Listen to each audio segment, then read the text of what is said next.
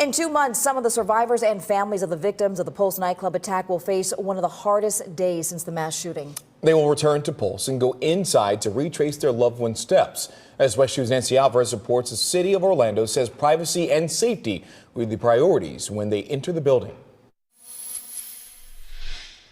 Well, that very difficult day for family members and survivors who choose to do this will actually not start here at Pulse. Before they walk through the door here of the building, the city will have them gathered at another location. They'll have a briefing, and then the city will provide transportation here. And they tell us mental health specialists will be with them every step of the way. Yo sé que con Dios a mi lado, yo soy fuerte y yo puedo. Through tears, Carmen Capo spoke to us last week from her home in Puerto Rico as she prepares to travel to Orlando and enter the place where her son was murdered.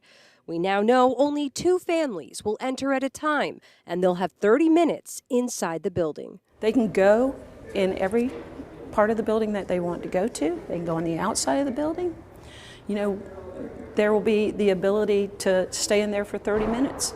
Donna Weish is helping coordinate the visits. She said the city consulted with other places like Parkland and Las Vegas, where we've seen other mass shootings. There were also conversations with leaders in D.C., where families recently visited the site of the plane crash near the Potomac River.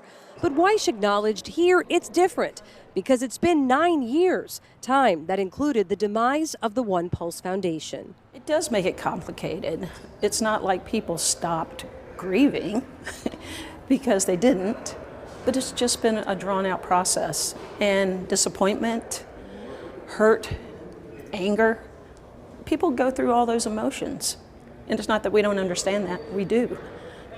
But we're also very focused on getting through this. While many families are appreciative of the opportunity, some, like Carmen, still have questions. Just last week, West 2 obtained a photo from city records showing what appears to be a Coke refrigerator in front of a glass door.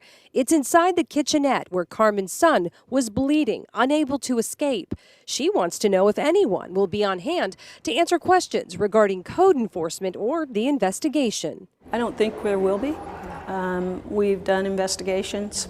We've closed the investigations successfully. Is that something the city would consider, whether to have people with investigative knowledge on hand for these site visits for the Pulse family?